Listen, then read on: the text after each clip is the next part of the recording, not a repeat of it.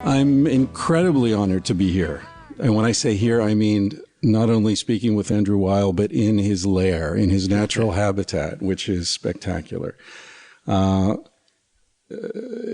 you'll listeners know, a lot of the people I talk to on this podcast are not world famous. They're quirky and strange. And so it's a real honor to speak with someone who's both quirky, strange, and world famous, which is Dr. Andrew Weil.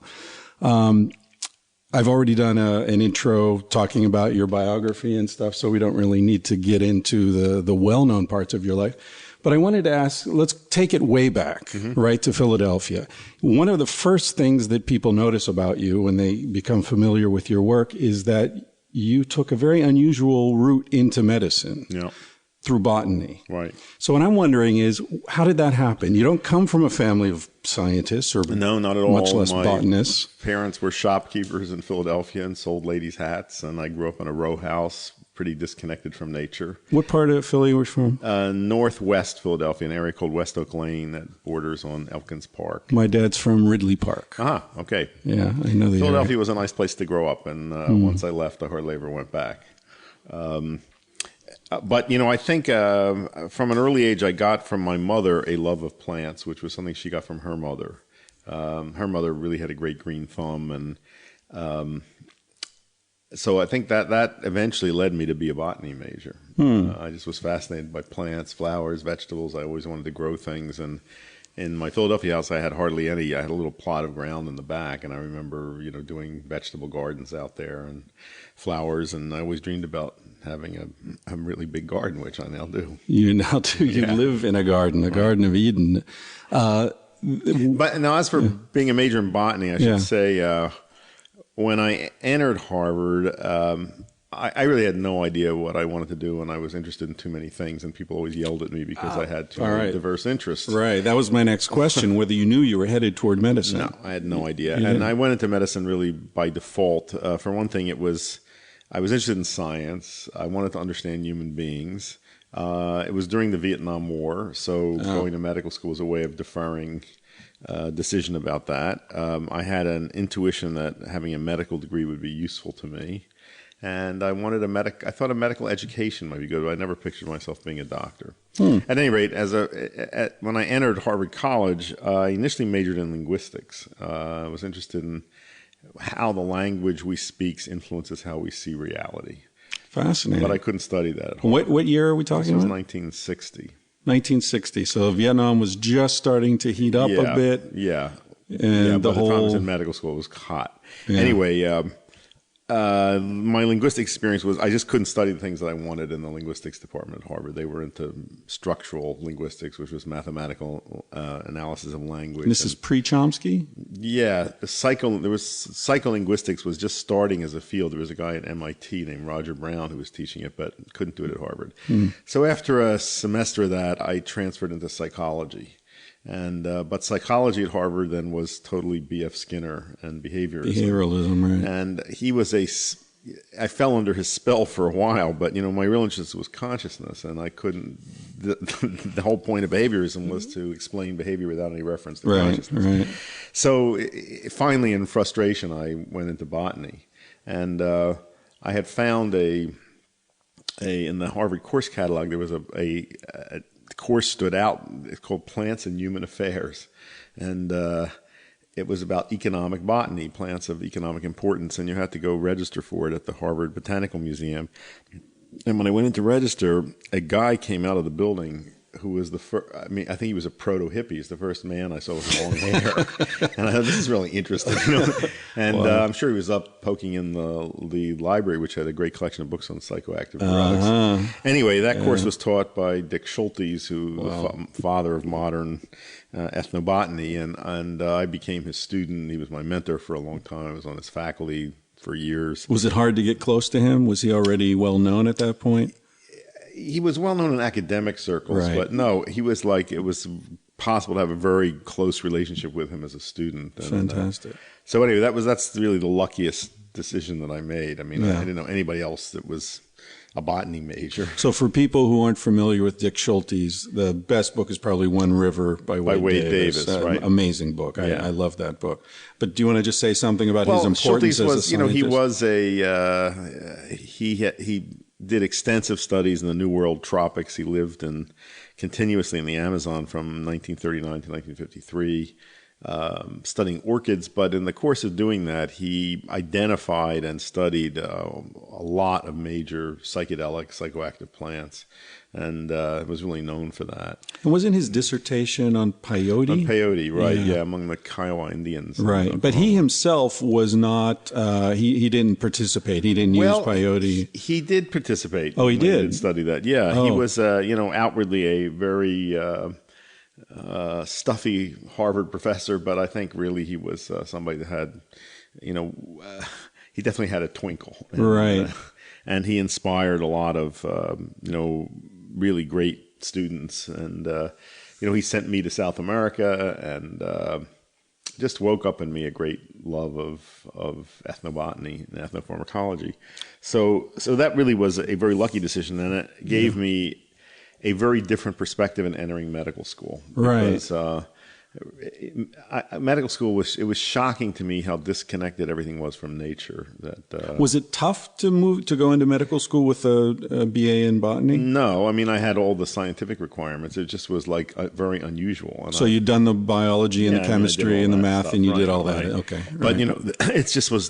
Botany was a very old-fashioned field, that was relegated to the attic at that point. And, people didn't major in it, and I've met a handful of people in medicine who studied botany, despite the fact that a huge amount of the pharmacopoeia comes from. And it struck me that the lecturers that I had in my pharmacology course in the second year often had no knowledge of the plant sources of the drugs that they were teaching about. Right. But I think that perspective, being grounded in the natural world, really made me look at everything I was learning in medical school differently. And so that was certainly one.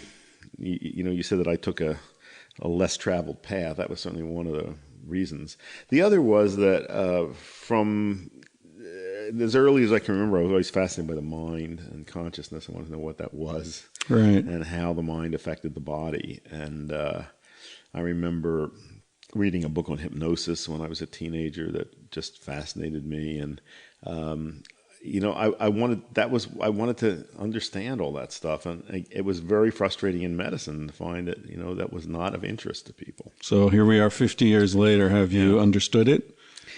Well, I think I have a better understanding than a lot of my colleagues, and I think the whole field of mind-body medicine has come into its own. Yeah, largely through your efforts. Well, I've certainly been one of the people that have helped do that, but it is, I think it's a very robust field now, and but there was nothing to be studied about that when I was in medical school. Looking at your career and even starting in your undergraduate days, there's a sense that of a sort of fierce a refusal to go with the herd. Yeah. Is that part of your personality, or were you just following your passions? I think I came into the world that way. And, okay. And to their credit, I think my parents encouraged that. So you were an ornery little bastard as a kid? Yeah. Were you? Yeah. But I was very curious, and they didn't snuff that out. They encouraged me to follow my passions and my curiosity wherever it led. But you were a good student, obviously, to get into Harvard. Yeah. So you're willing to follow rules in order to get what you want. Right. Exactly. Well done. Okay. Yeah, the most subversive thinkers are the ones who can slip through with a little bit of camouflage, I think. Yeah. So Richard Evans Schultes, seminal figure in your life and also in bringing a different perspective to plants. And you were talking about the twinkle in his eye. There's a book of the photos that he took when he was in the Amazon. Yeah. Do you remember what that's called? I can't remember. I think you wrote. Did you write landscape? I wrote a forward. Yeah, exactly. Yeah. Beautiful photos. Beautiful, yeah. And you Lost World or something. The Lost World. Yeah, right. exactly. That's it. Right. Beautiful shots. And I remember one of him crouched sort of squatting on a rock with a couple of native kids next to him, and you can like the twinkle is really shining out of his eyes there. The other mentor that I had in my Harvard days was a psychiatrist named Norman Zinberg. Was a Freudian analyst who was interested in psychoactive drugs. I got him very interested in marijuana, and he was my faculty advisor for the marijuana experiments that I did in my senior year of medical school. And he's one of the main people who really emphasized the concept of set and setting, that expectation and environment really shape reactions to drugs. Right. And I Which think people like Leary then sort of made very popular. Yeah, but I think that can be generalized to all sorts of things. I think and I would say one of the unifying themes of my work and interest is how internal reality affects external reality. How what we have in our heads influences how we perceive things, how we interpret our perceptions, how we experience the world and reality. So that sort of leads into a religious question, spiritual. Would you consider yourself a Buddhist? Do you have a religious affiliation? I do not have any religious affiliation, and I make a very strong distinction between religion and spirituality. I think that spirituality is of great interest to me, but religions mostly have to do with institutions and perpetuating them. And power and property. And of the spiritual traditions, I'd say the one that I'm most comfortable with is Buddhism. But religious Buddhism leaves me as cold as any other religion. It's dogma and ritual and belief in things that are unprovable. Yeah, I asked because in the Buddhist tradition there is an acknowledgement of how the internal state affects what we perceive. And I think Buddhism as a psychological tradition is of great interest. Right, I agree. As a sort of a lifestyle, it makes a lot of sense. But when it gets dogmatic, it's as bad as anything else. Although I do appreciate the fact... they don't generally go around killing people. That's what I was going to say. And there's no Vatican. Forcing them to convert. Yeah, and if you want to call yourself a Buddhist, go ahead. Nobody's going to get pissed off about that. Yeah. So Richard Evans Schultes and Zinberg and bringing you into this world. I don't want to spend a lot of time with Leary because you've spoken about that elsewhere, and people can see that in videos and whatever. But you mentioned let's see, Leary was teaching. You were an undergrad, and were you an editor or a writer? I was for the an Crimson? Editor of the Harvard Crimson, the undergraduate newspaper. And so Leary this is the famous situation where Leary and Richard Alpert were providing psilocybin, was it, or LSD? It was psilocybin. Right. Yeah. And you heard about that and you didn't like that. You thought that's a complicated issue, that I was the main investigative reporter for an inquiry that the Crimson did on the whole thing. Right. The state of Massachusetts was launching a criminal investigation against them. Harvard didn't want them on the faculty. So it was already out when you got involved. Yeah. Did you ever meet Aldous Huxley? No, but I corresponded with him. And I got a letter from him shortly before he died. And in 62 or so he died. He died on the same day that Kennedy was assassinated. That's right, 61. 63. 63, okay. So, reading his book, The Doors of Perception, which I think I did the summer before I entered Harvard, that had a major influence on me and was one of the things that awoke my interest in experimenting with mescaline and other psychedelics. I mention him because I think a lot of people who are familiar with the whole hallucinogenic movement in the 60s sort of see Aldous Huxley on one side and Timothy Leary on the other, where Huxley was saying, correct me if I'm wrong, but Huxley was arguing that these substances were so powerful and so sacred and important that they should really be reserved for people who were ready for them. Right. Because they could be dangerous, although they're not addictive. So he envisioned a kind of priesthood, of shamans that would dispense them and control them, and Leary wanted them for everybody. Leary just, thought the whole world would be better if everybody tripped. The other, I'd say, polarity was between Leary and Albert Hofmann, the scientist who invented LSD, who I also knew. A very proper Swiss chemist, but also quite twinkly, who did a lot of self-experimentation. And he felt that Leary had essentially done in psychedelic research that had so poisoned the atmosphere that it made it impossible for these things to be studied in universities. Finally that's changing again. Yeah. Thanks to MAPS and our mutual friend Rick Doblin and other people, and Julie Holland, people who are like you, extremely academically qualified, who've put in the time. Rick Doblin was at the Harvard Kennedy School of Government, and Julie Holland is a psychiatrist, and Charles Grob and lots of other people who have really risked their careers, I would say, to stand up and say, it's absurd that these substances are not available to a qualified practicing physician or psychologist or psychiatrist. Who was it that said psychiatry without hallucinogens is like biology without a microscope? I think maybe it was Terence McKenna, someone like that. He said a lot of things. So it seems that, from my perspective, that the politics has finally come around. And not to get too cheesy here, but you really blazed the trail. I think when I look at people who trod that path, who said, I'm going to go to Harvard, I'm going to check every box on the curriculum that anybody could possibly have, and then I'm going to stand up and tell the truth and risk it all. You're the person I think of first in that line. And, Leary, from my perspective, Leary was about ego and taking shortcuts. And his personal biography is very interesting for listeners. I mean, his wife committed suicide on his 40th birthday, I think. And I mean, he had a lot of tough things going on in his life. So I don't mean to be blaming him for anything or judging him, but he did seem to be more about himself, whereas you and the people who follow behind you seem to be more about bringing these very important substances and experiences back into an accessible place for people, because they are incredibly healing, and they can be. Correct me if I'm wrong, but I believe every society that's ever had access to hallucinogens have considered them to be the greatest gift of the gods. Yeah. And here we are throwing people in prison.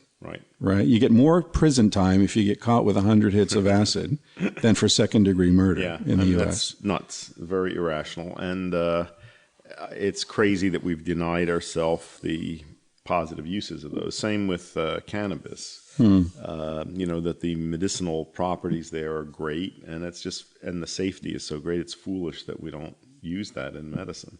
So I think we are at a time when things are changing again. Yeah. Well, why? Maybe it's just time. Maybe it's a result of the a new generation coming up that is more comfortable with all of this. But just something has changed. Hey, thanks for listening to the podcast. You can donate to the show at feralaudio.com. That's Feral, like a feral dog, audio.com. You can also use the Tangentially Speaking Amazon.com affiliate links for all your Amazon purchases. I get a kickback, and it doesn't cost you anything. It just takes a little cut from Amazon's profit margin, which is good for the world and good for my Christopher Ryan College Fund. I think we're all still paying off our college from the 80s. Check out the other shows on feralaudio.com while you're there, like Conversations with Matt Dwyer and my personal favorite, the Duncan Trussell Family Hour, which is off the hook week after week. You can subscribe on iTunes, leave us a review. The rankings will always help. And stop by sexadon.com and check out the book, the interviews, videos, all the stuff I've got up there. All right, thanks. Back to the show. Oh, okay. So to follow up with the hallucinogens, do you think that hallucinogens have a place in development and education? Do you think they should even be included in an ideal educational curriculum? Is that even a possibility? I don't know. Maybe. I mean, I think one of the questions that brings up is there an age below which it would not be appropriate for people to experiment with these? Good question. And I think the answer is probably yes. I don't know what that is. Yeah. But I think, that taken too early in life they may interfere with normal development. Right. I think that they can be very useful tools, and I think the main caution is that they be used under the supervision of people who are qualified by their own experience to know how best to use them and how to shape set and setting to produce positive experiences. Yeah. Yeah. Have you had psychic experiences yourself? Psychic experiences? Yeah. Well, I frequently paranormal. I have a lot of experience of what I would call synchronicity, of either thinking of a thing and then meeting it, or thinking of a person and then they call. And I like to focus on that, and I think by focusing on that, it happens more frequently. And I find those experiences very reassuring. They sort of they reveal a bit of the hidden connectedness out there. Yeah. And so I have those kinds of experiences a lot, and I make use of them. I'm very intuitive, and I think I don't know whether you would call this psychic. I think by using intuition, I'm sometimes able to understand people and events and predict them by understanding them on a deep level, and that may look like some kind of psychic ability. So understanding. I don't see ghosts. I don't. I don't. I don't have experiences with spirits or anything of that sort. But this sort of, I'd say synchronistic awareness and what many people dismiss as coincidences. That's very important in my life.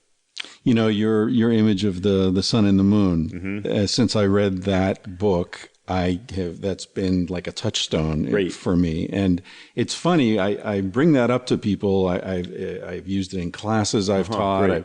Good. And I try to pass it to people as a gift. And it's interesting to see how many people are so quick to dismiss that.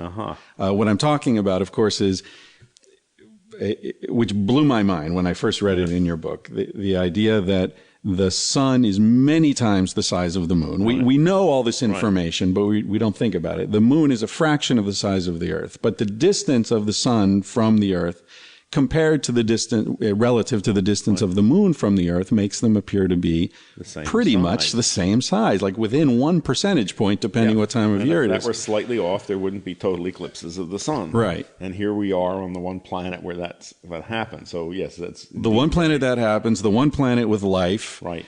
And I wrote to an astronomer asking if this were the case on other planets, or maybe I wrote to you and you had spoken to an astronomer, and apparently from the surface of Jupiter they can calculate all this, and it doesn't, even with their 8 moons or whatever they've got, or whatever exists on Jupiter, this doesn't pertain. So there's no sort of mathematical necessity. Right. This isn't what's the word? Epiphenomenon of gravity or of planetary formation. So Walt Whitman talked about leaves of grass, and I remember he says something about how the leaf of grass is like a handkerchief dropped by God so that we'll note his passing. And I always think of that. Yeah, absolutely. In terms of the sun and the moon. Yeah. Well, I think there's a lot of stuff like that out there in the world if you pay attention to it. That's just remarkable and makes you aware that, the specialness of things. Right. The other kinds of, I have experiences that I've had are of what I would call subtle energies that I've worked with a number of energy healers. And, I have one woman who was extremely good that when she put her hands on you, it felt like motors and then energy that would go through your whole body, and not subtle. Is this Reiki? No, this was her own, a woman who did her own form of energy work. But, that's stuff that regular science dismisses as being unreal. And to me, it's quite real. It's obvious. Yeah, all you need to do is go to an Aikido studio to see things that shouldn't be physically possible. Yeah. It's amazing. Have you studied any martial arts? I haven't. I dabbled a bunch when I was a kid. I did kung fu and then karate, but then later, when I started grad school, I was in a first class. Actually, it was about addiction and drug abuse, and I was going in there armed for bear, thinking, okay, this guy's going to be spouting a bunch of bullshit, and it's going to be kind of a conflict. he was fantastic. He was like, he'd read all your work, and, you know, he had a very holistic, comprehensive understanding. Anyway, he was talking about how a lot of the people who came to you as a psychologist would be coming against their will because their wife or boss or the police or someone said, you get therapy or you're out of here. And he said, you can't resist that. You can't fight that. You have to find a way to use that energy to help the person and not let it affect you personally. And I said to him, that sounds like Aikido, right? And he said, come talk to me after class. And I went up after class and he said, listen, I can't say this openly, but if you want to be a decent psychologist, you'll learn more from Aikido than you'll learn in any grad school, including this one, or any teacher, including me. Yeah. Very, very interesting stuff. Anyway, talking about these experiences, I wonder what you think of Jack Kevorkian and the right to die and euthanasia and all this sort of stuff, which is also moving, I think. You know, the culture seems to be moving. What do you think? Well, over the years, I've been asked by so many older patients especially, would I help them? Would I be there to assist them? I think this is such a strong need that people really don't want to be in situations where they're out of control and are unable to end their life if they want to. I think you have to credit Kevorkian with raising this issue to a level where there was really public discourse about it. I mean, you can argue about the methods that he went about doing that, but he's solely responsible for that, and it's very good to see that debate happening. A lot of this is done anyway under the table. I mean, this is quite routine. I think the hospice movement in this country has been wonderful, a really good thing. But still, there is a lot of doctors who think their mission is to prolong life at all costs. Right. And sort of a warfare approach to medicine. Yeah. So I agree. I think this is, we're seeing things change somewhat. What do you think? Do you have an idea of what the best way to institutionalize this would be? Is there because, you said it's a good thing that we're having this public discourse, but having lived in Europe a long time, sometimes I wonder whether it's better to just let things happen without the big discussion. Right. Which is sort of how it happens in Spain. Yeah. I mean, as in general, in many situations, patients who are, terminal and in pain, it is commonly done to increase doses of narcotic medications until breathing stops. But then that can get the doctor in trouble, right? Because they're monitoring their use of opiates. Yeah. So that shouldn't be there. I mean, but I don't know. I agree. It may be better not to have all the discussion about it. And the big issue is do we need criteria for this? That it's one thing if a person is in intractable pain or has an incurable illness. It's another if they're depressed, for example. Yeah. Yeah. Although, years ago when I first started grad school in San Francisco, I applied for a job as one of the people you would get on the phone if you called from the Golden Gate Bridge, suicide hotline kind of thing, which I guess is sort of common for grad students in psychology programs. And I had a couple of interviews. It was a long time ago. I don't remember real clearly, but I remember the last interview was sort of with the boss. And he said to me, one last question. Can you imagine a situation in which suicide would be an appropriate response? And I said, of course, lots of them. And he said, thanks, but this isn't going to work out. Right. So it's like what you said about doctors seeing like their job is to preserve life at any cost. And I've seen people in horrible situations where I think they would have been better off if they'd taken control. But the reason they didn't was an intense fear of death. Right. So do you have any personal sense of what to expect? I think the human mind is incapable of analyzing that one. I mean, I think death is the ultimate mystery. It's something that we're going to experience, but we can't understand it. Isn't it funny, though, how we're terrified of what comes after life, but nobody talks about what came before? Yeah. Nobody says, thank God I got born. That was horrible. Right. It's a non-issue. And yet where we're going seems to be such a huge problem for people. I mean, maybe birth is the hard part and death is the easy part. I don't know. Maybe there's no one thing that happens. Maybe there's multiple realities that are possible. You ever heard of Ian Stevenson? Yes, of course. Yeah, his work's very interesting. Fascinating, and I've read a lot of those case studies of kids that spontaneously remember past lives. Yeah. Very, very interesting. Yeah. And that certainly ties into what you're saying, that maybe different things happen to different people. Ian Stevenson, for listeners who aren't aware, is a psychiatry, right? He teaches at University of Virginia. I don't know. Is he still alive? I think so. Good. He'll be back if not, I'm sure. But he's done very scientifically sound studies of reincarnation in Lebanon, Brazil, and India, I believe. And the U.S. And the U.S. Yeah. And fascinating stuff where he finds kids who are telling stories, 3, 4, 5-year-old kids, about who they were in the previous life, where they lived. It was a village with a river and a brick factory, and they got hit by a bus riding a bike.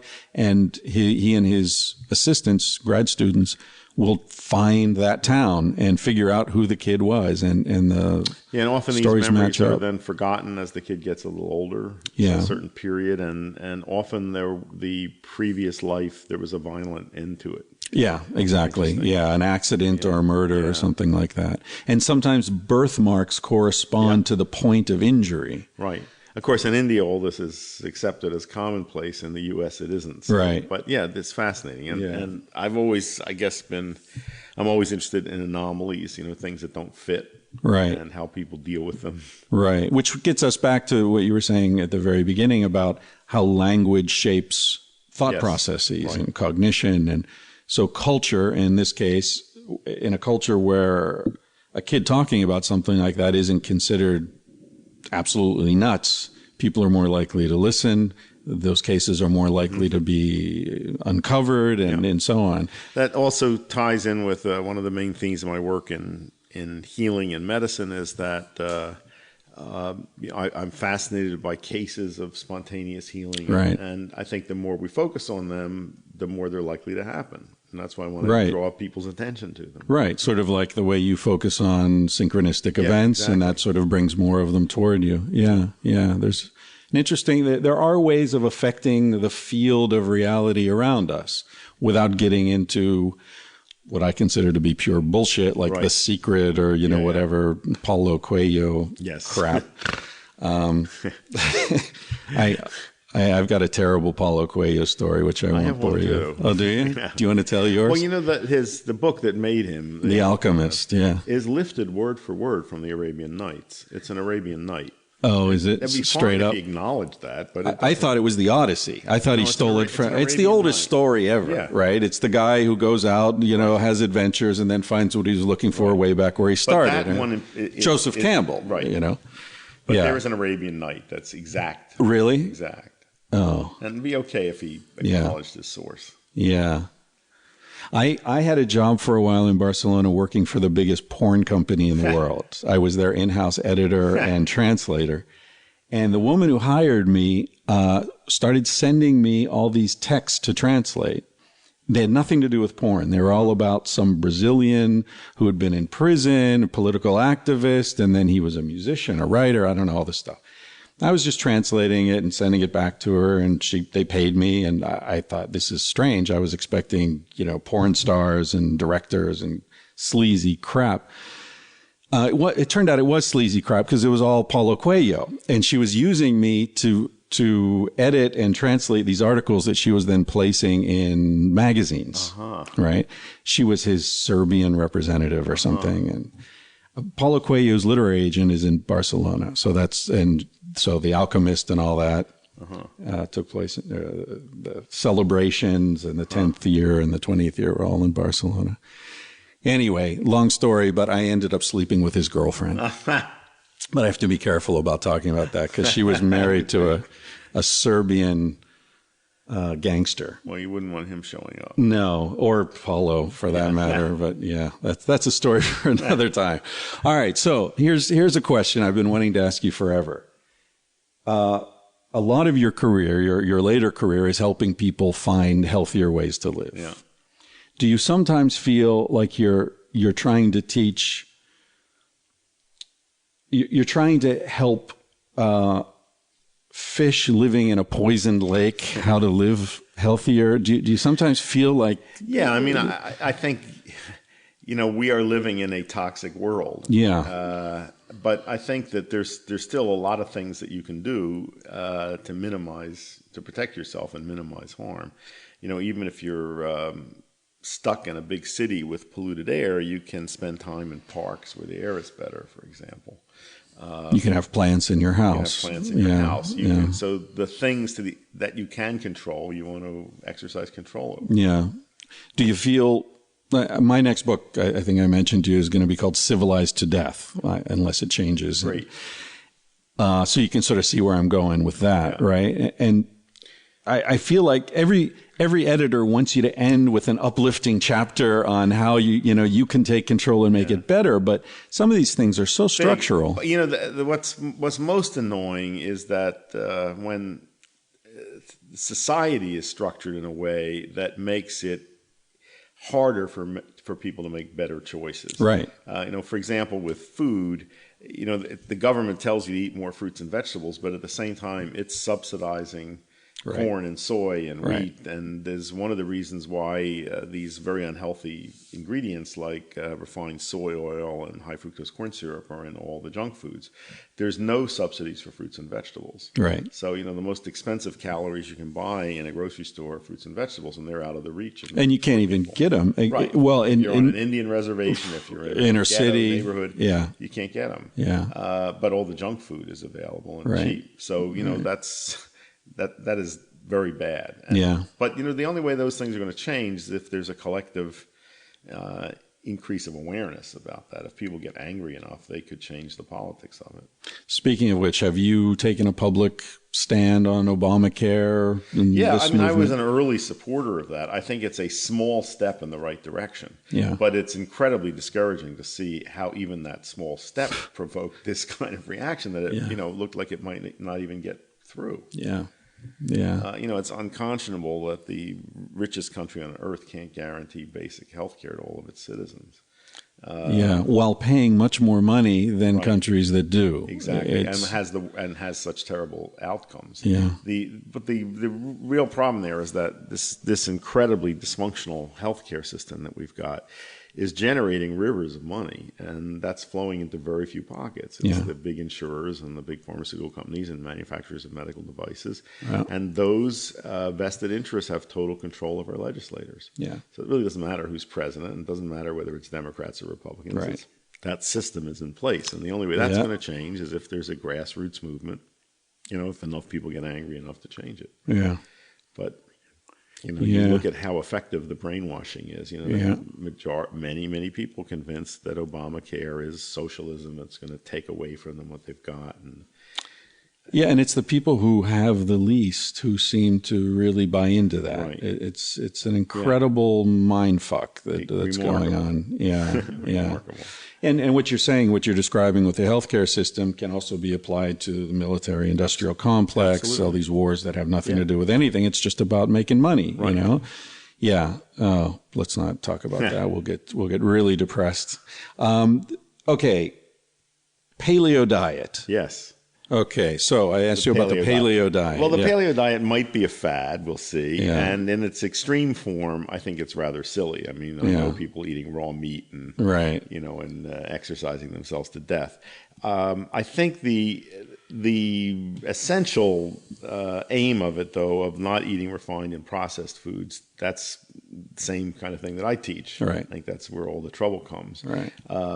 I think one of the big questions around grains, and one of the principles of the paleo diet is to go back to pre-agricultural times and eat what hunter-gatherers would eat. I think there's a lot of mischief that's come from grains and the way, let alone the whole ecological consequences and economic consequences of that. But I think in the diet that the way we have handled grains has made them very unhealthy for us. And most people really don't understand the difference between a whole grain and a pulverized grain. There's a huge difference between flour and products made from flour and eating a seed or a seed that's cracked into a few big pieces. I think it's okay to eat some truly whole grains. I think that products made from flour are a huge problem. I think the paleo diet is very down on sugar. The latest research makes sugar look very problematical for us. That especially the fructose content, right. which our bodies can't handle. One of the issues that I'm not so sure I agree with is a lot of the paleo people won't eat any legumes.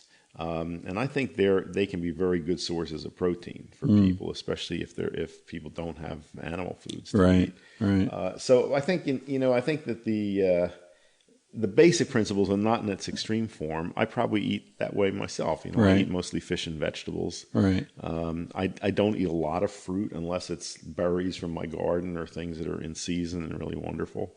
And I don't eat any refined or processed food. Yeah, the Mediterranean diet, it has a lot in common with the paleo. Yeah, I mean, I find I agree with you. The extremists make it silly. And even the idea that there is such a thing as a paleo diet. Right. Yeah, I mean, you're talking about hundreds of thousands of years, many different environments. And clearly there has been some evolutionary change in the digestive system. Right. People who've been digesting milk for a long time and grains and so on. But what do you think about the rise of celiac disease, and are these things? Well, this is all real interesting. It's these food allergies. Is that real? There's a rise of allergy in general and a rise of asthma. And right. my guess is that has to do with general overload of human immune systems. The wheat stuff is very interesting. Celiac disease is a well-known disease entity. You can test for it. Wheat allergy we can test for with skin testing. But now we have all these people who are gluten sensitive, and that's not testable. This is a patient-driven diagnosis. So people come in saying they have headaches and itching and bloated, and they've heard that gluten's what's doing it, and you put them on a gluten-free diet and they're remarkably better. But there's such a huge placebo effect with dietary change. It's very hard to interpret that. And I made 2 trips to China in the past year. In China, gluten is served as a protein. In any restaurant, you get sweet and sour gluten with black bean sauce. I asked a lot of people, gluten sensitivity is unknown there. People have never heard of it. Same is true in Japan. By the way. Yeah. So that's very interesting. Where is that coming from here? I've heard a few interesting explanations, and one of them, which I give some credence to, I think you'll find fascinating. One is that we've bred strains of wheat with higher and higher gluten content, possible. Another is that until recently, bread was all made by a long sourdough fermentation that may change the chemistry of wheat. And then when instant yeast was introduced, that doesn't happen anymore. So bread may be chemically different than it was in the past. But here's a very interesting possibility, is it may have to do with gut flora and changes in gut flora. And the rising incidence of cesarean delivery, which has now reached a shocking level in our society. I think something like 1 in 4 or 1 in 5 births are now cesarean sections. Again, driven by profit, not medical necessity. Yeah. When babies are born vaginally, the microorganisms that they pick up that colonize the gut come from the mother's vaginal tract, from the birth canal. And that establishes the gut flora for life. Right. When babies are born by cesarean section, the organisms they pick up come from the mother's skin, which is a totally different population. And in China, the incidence of cesarean section is very low. And breastfeeding very high, right. So that is a possibility. And, we're seeing more and more things about how gut flora really determine your allergic responsiveness.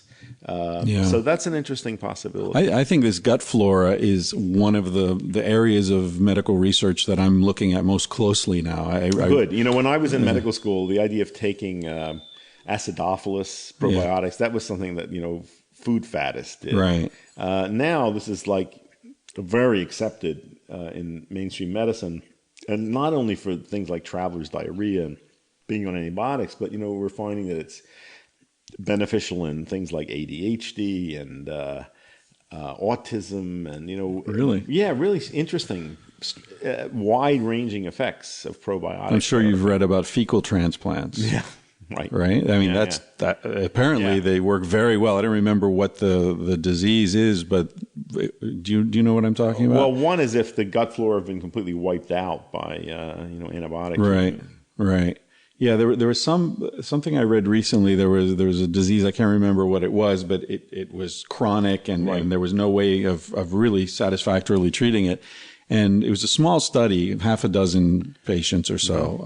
I'm sure they'll be following up, but they did fecal transplant from people who were feeling fine, and within a couple of days, the condition completely resolved itself. And well, this is I'd say the whole issue of gut flora, probiotics, this has come into its own. Yeah. Okay. Now that leads directly to a question I've been wanting to talk to an esteemed physician about, which is how human beings shit. Yeah. We shit wrong in the West. In terms of position? Yeah. Well, I mean, a lot of people have argued that we should be squatting rather than sitting. Like Asian toilets. Cassie and I have an Asian toilet in our house, and everyone in Spain thinks we're nuts. And it was kind of an issue when we were renting our apartment. We had to find the right person, a traveler, But once I'd been in Asia, coming back to the West just seemed so backward.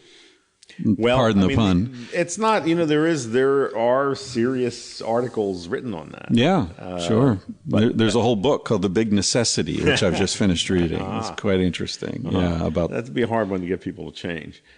Well, there's gonna be a chapter in this next book about how to take a shit properly and give a shit about taking a shit. Maybe that'll be the title.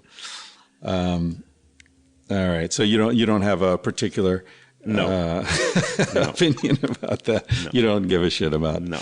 Aquatic ape theory. Have you heard about that? Tell me. The aquatic ape theory is the idea. There is that there are a whole slew of things that human beings don't share with other primates beyond the obvious intelligence and all that. Saltwater tears, subcutaneous fat. The large floating breasts of the female because of all the fat content in that. The fact that you can take an infant human and drop him or her into water and they know not to breathe. You drop a chimp into water, they drown. Interesting. I didn't know that. So there are all these oil ducts on the shoulders and the head and the back of the face, causing acne and things like this.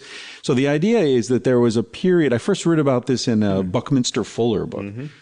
There was a period somewhere in the evolutionary past where humans were living in tidal areas, or pre-humans, and the safest place to be was sort of in the warm water, and we adapted to the aquatic environment in ways that other primates never did. And now here's where it gets really funky and weird.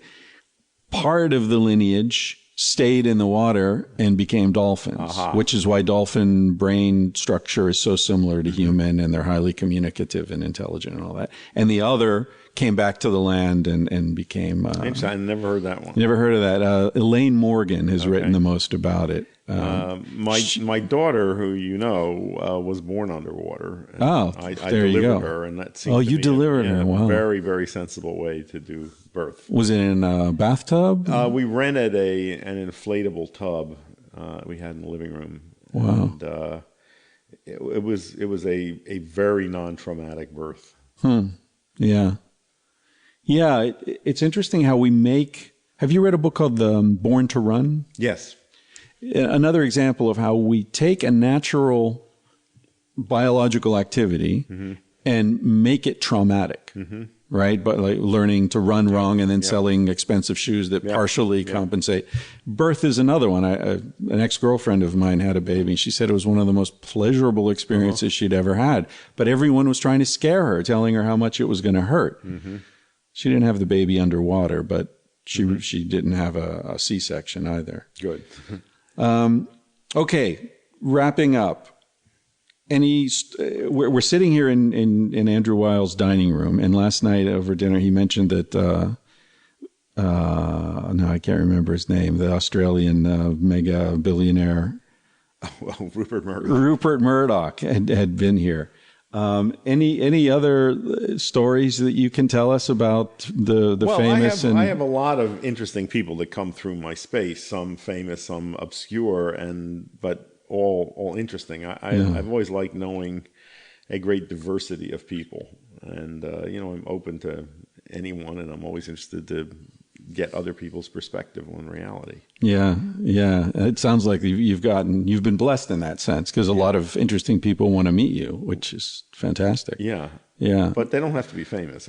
No, just interesting. Yeah. Well, I'm evidence of that, right? So, okay, fame. What advice would you give to people who, if you met someone who was, about to be in a big movie and their career was about to take off as yours, and you wrote 4 or 5 books before really I think, hit. I was lucky in a way that my celebrity came late in life. Right. So I was who I am. Yeah. I think it could be very damaging to somebody young. Yeah. And I have very mixed feelings about it. Our culture is so celebrity driven. And, the degree of fame that I have has enabled me to do a lot of things that I wouldn't have been able to do otherwise. It's also been a pain in the ass. And if you could have the money without the fame, would you do that? Because what really enables you is more the money than the fame, right? No, it's not. Oh, really? No, as I said, our culture is celebrity driven. Okay. And it's both. But I'm a public person. And yet, by nature, I think I'm an introvert. And I may not look that way on the surface, but I think I am. And so, it's this thing I have to live with, and it cuts both ways. I would say for younger people, just to be very careful about that, how much it can change your life. Right. Like who you talk to and what sort of relationships you step away from and step into. Yeah, it's pretty interesting. I've had just a tiny taste of it since our book came out, and but you also see, and you've told me that you see that the kinds of things it draws. You get both the positive and the negative. Yeah, exactly. It's an interesting, certainly an interesting ride, and you've been on it. How old were you when? Is Spontaneous Healing? Spontaneous Healing was the book that really changed. You were on the cover of Time and all so that. that was in, I was probably in my, I was already in my late 40s, right. 50. So your personality had formed. So my personality was well formed. Yeah. For better or worse. Yeah. All right. So can you say a few words about what you're working on now?